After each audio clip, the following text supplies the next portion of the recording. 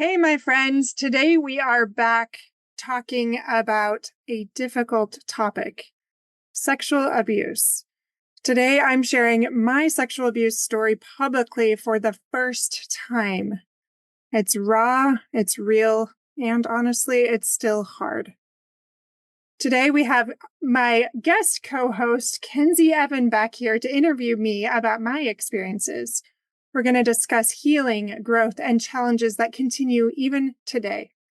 Join us to find out how you can heal from your own wounds and have patience for yourself and even others in their healing journeys. I'll see you inside.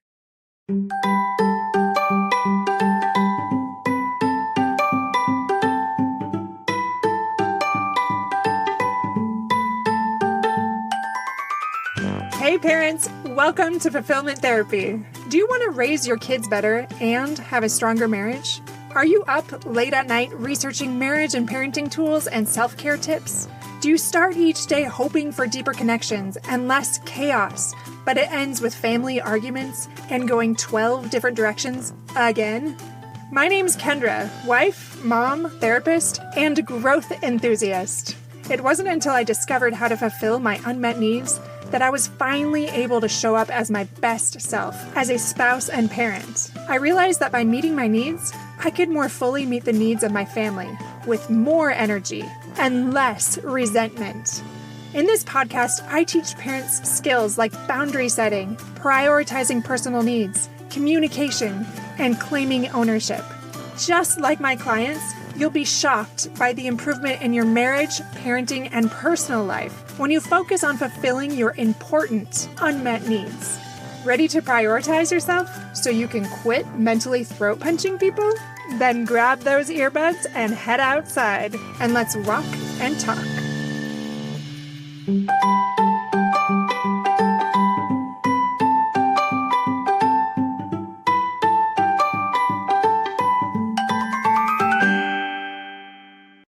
Welcome back to Fulfillment Therapy. Like I said, Kensi Evans is back with us here today, and I'm excited as always to have her. She just brings such a fun energy, and today is not exactly about a fun energy, but she also brings this vulnerability and insight that I truly appreciate. So thank you, Kensi, as always, for coming back to the show with us. I'm glad that you're here for this journey today. Hi, Kendra. Thanks so much for having me back, especially on a topic that can be really difficult to address. And I'm grateful for you being willing to open up with me on this subject. So thank you so much for having me to address this difficult topic and for being willing to share this experience with me and your listeners. I was just wondering if you would be willing to tell me what has motivated you to share this experience. Yeah, part of it has been our conversation, Kensi, about both of our experiences. And just for listeners to know, I'm going to be doing the same thing for Kensi, and she's also going to be a guest speaking to the same thing. But also, I've had some clients reach out to me and even listeners reach out to me about this topic because it is such a hard one to navigate. And I'm going to be vulnerable and real. I guess the whole episode will be, but I even had a conversation last night again with one of my children, checking in again about how things were going in their healing journey through something like this. And it's one thing when you personally experience it, but then when you're working with a child that also experienced something like that, it's like this next level of ache and hurt. You remember how complicated that grief is and how hard it is to process that.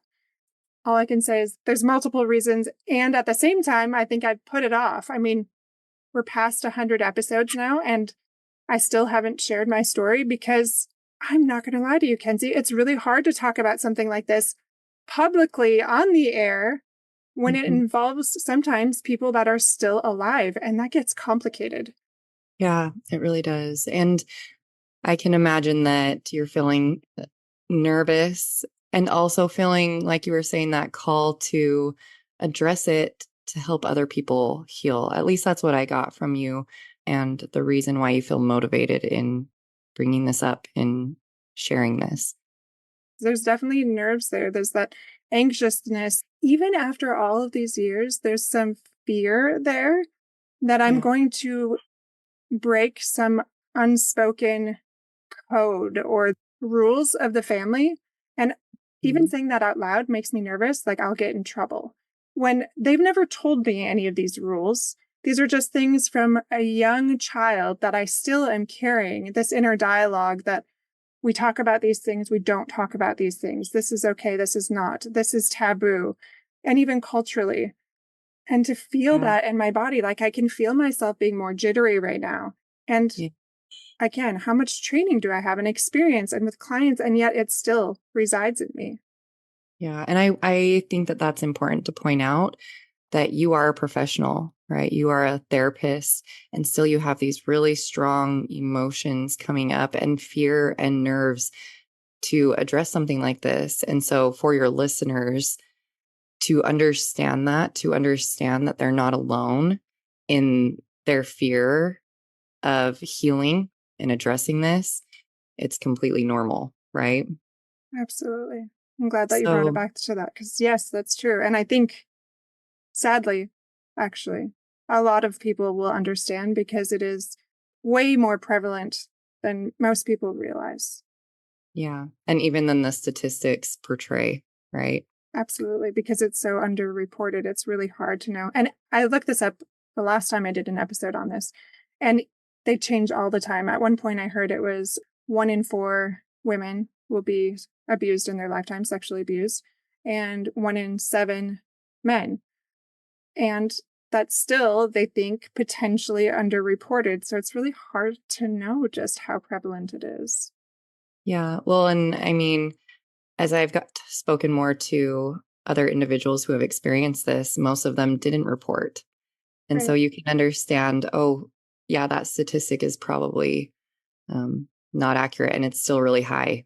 Right. right. So I am so grateful for you being willing to talk about this. Would you just, I think it's really vulnerable. And so it's really courageous of you to be willing to share your story. But and you don't need to name names or go into specific details if that feels uncomfortable to you, but would you be willing to give us a little bit of your story and share with us what happened, maybe how it impacted you? Just I guess what you are willing to share. Would you be willing to open up about that? Yeah. I can only speak to so much of it in the time that we have, so I'll kind of give you somewhat of a Reader's Digest. And if you have any clarification questions, you can ask me. But when I was thinking about this, I thought back to my experiences of sexual abuse. And it's often that it's not just one isolated incident. But it first started when I'm not sure, but it's probably between 2 and 3 years old was the first time. And then up to probably about 5. And this was relatively innocent. This was neighborhood kids sexually abusing me. And it wasn't necessarily really aggressive. It was more curious and exploratory. And maybe some of that had to do with their own trauma, things that they had seen or experienced. It definitely could have happened. And they were also younger themselves. So that part, it did set the stage for future responses that continued on through other experiences, but it wasn't the hardest one by any means to heal from later on. But that had happened. I don't even know because I was so young, but I feel like that happened multiple times over a span of years. And I remember telling my mom, and it kept happening. Do you remember your mom's response? I do from the memory of a 2 or 3 year old, so I don't know how accurate it is.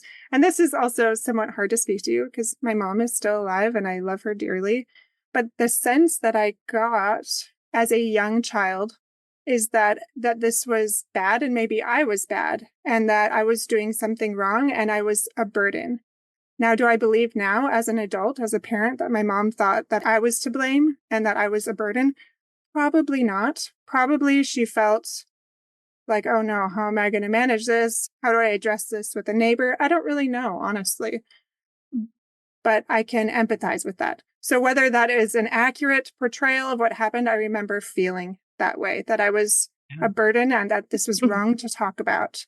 To remove the shame from it on both sides. Like this isn't we're not calling out your mom here because you're right. There are things that take place. Like you said, you were very young. So if you were even able to adequately express yourself and articulate what was happening, maybe you weren't and your mom didn't understand. But in your 2-year-old mind, your 3-year-old mind, you were expressing it and you didn't get the help that you needed. And that informed how you felt about yourself going forward. Right. So Exactly. it's not to point a finger of shame at people.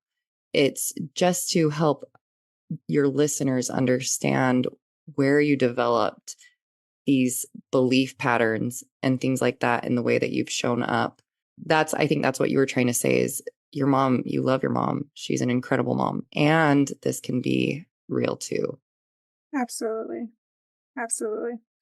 So I just stopped talking about it after that. I just felt like maybe this was something people didn't talk about. I don't even think I had the vocabulary or the self-awareness to really understand much. I just knew that I didn't really talk about it after that. And then from there was something I've spoken to this before about how other trauma can be almost like this compound effect.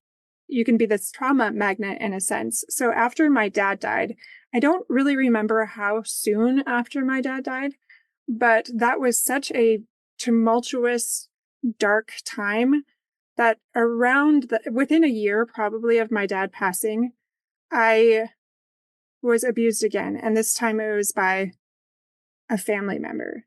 And this is the one that has continued to be the hardest to heal from, because in my mind, this is a person that should have known better and that I should have felt safe with. And I actually thought in those memories that he was an adult. And since processing and healing and doing these things, he wasn't an adult yet. He was a teenager, and he was a teenager that very much knew better and had done similar things, from what I've heard since then, to other people. How old were you at that time, Kendra? Just I was between 5 and 7. I think I was probably more like 6, possibly 7. okay. And so I want to just drive that point home too is to a 7-year-old, a teenager very much feels like an adult, right? They are much more cognitively, physically, and in so many ways more developed than a little 7-year-old. Yeah. And I often hear from people in my counseling sessions as they talk about family members being abused, like they minimize it, like, oh, they were younger, they're not going to remember. Well, the ones that were hardest for me to heal from happened all before or at the age of 7. When I was older, which I'll speak to in a minute, that one felt a lot easier. Those ones felt a lot easier to heal from. Yeah. And I think lots of times society and the beliefs that we take on are that we justify poor behavior, dysfunctional behavior. But you didn't abuse other people when you were a teenager.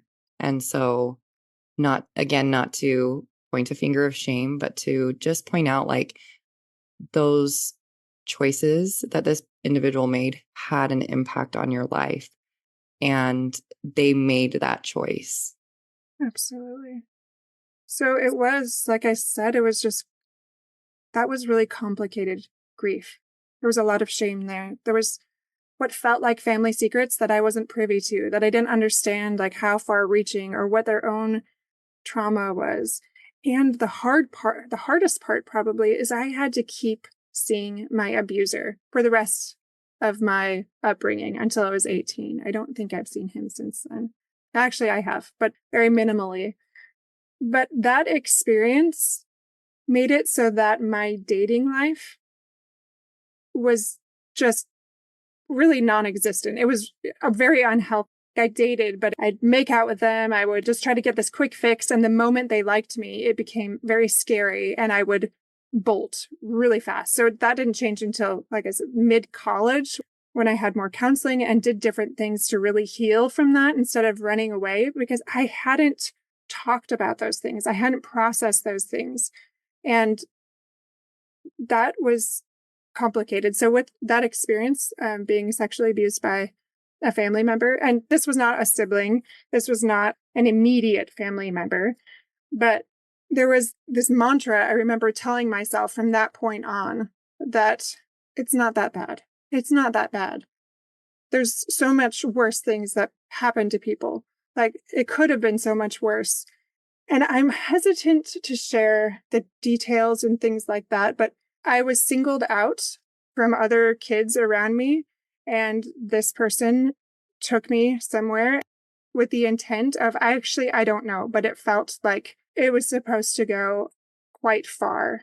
And I only can attribute it to guardian angels, the grace of God. I don't know, because I was a very timid soul, especially because my father's death, previous abuse, and there was some glorious spark that arose in me, this defiance that I had not experienced before, that I was quite fearless in standing up for myself and demanding that I be taken back, because he had driven me farther away from everyone else and in a place that I couldn't possibly be safe or protected. And I demanded to be taken back, and he wouldn't do it. And I decided as that young child, fine, I'm walking home by myself. And it was very far for that my little mind. And even walking that trail since then, my mind always goes back to that experience, and just a gratitude that I had that ability, or was given that ability, to stand up for myself. I'm sorry, I cut you off. What did you say?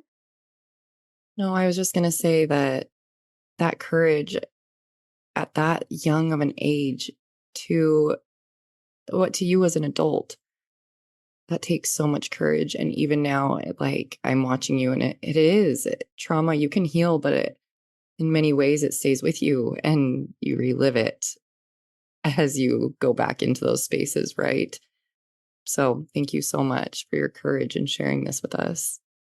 Of course, yeah, it is, like I said, still hard, still triggering after all these things. Like, I just was picturing, I think when I started to get emotional, walking that trail later on as an adult, that dirt road, and just remembering being taken back to those memories and feeling so out of control, feeling so scared.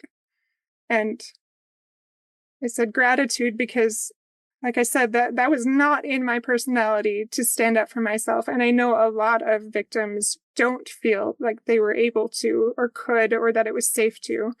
And I don't know how it worked out, but I am very grateful, because I feel like it was going somewhere very terrible very quickly.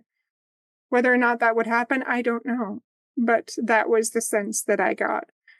And I started walking home. Eventually, I think he might have picked me up and taken me home. I'm not sure. The whole thing was obviously quite scarring and unpleasant. But when we got home, this is the part that I don't remember. When we got back to where we were, my sister somehow found out. I don't see myself telling her, but I must have, because I was so shy. And she told, again, I'm keeping members out of this. She told the adults. I remember being very uncomfortable. Like, I was kind of in the background as some of that was talked about, and feeling like I was in trouble for exposing this thing, and I shouldn't have talked about it, and feeling like very bad. I don't remember anyone ever addressing me. I don't remember anyone helping me heal or validating my experience or telling me it wasn't my fault. That might have happened. I just don't remember it. I don't remember it ever being addressed after that, talked about, healed. If that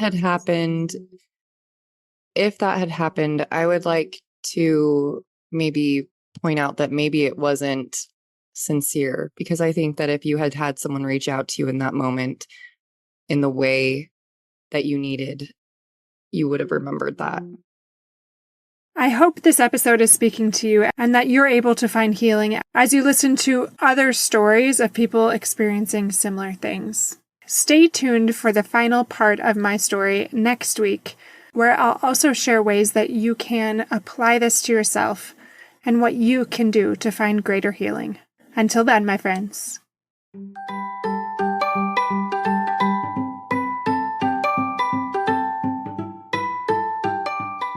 Hey friends, I hope you enjoyed today's episode. If you did, chances are someone else would too. Would you take 30 seconds to share this with a friend who's looking for greater family fulfillment? And while you're sharing, tell me what you think about the show by leaving a review on Apple Podcasts. It refuels me when I hear this podcast is helping you. No matter what your house or your hair looks like, I'll meet you back here every Monday and Thursday morning for more episodes. Until then.